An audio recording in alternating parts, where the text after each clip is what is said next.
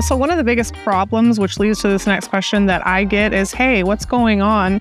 The material's coming down. It's lifting on the edges. And my first question is, how did you clean your window? Did you trim back?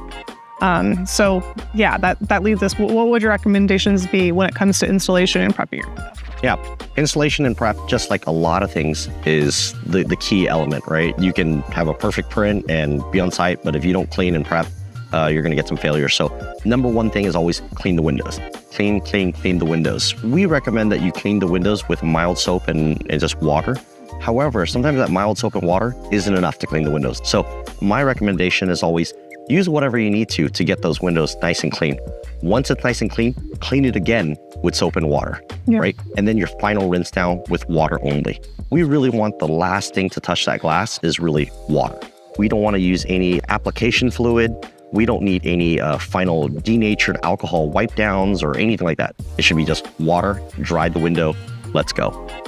Next thing, trimming back, right? This is such a huge topic that, we've seen so many installations that could have lasted a little bit longer if you trimmed back.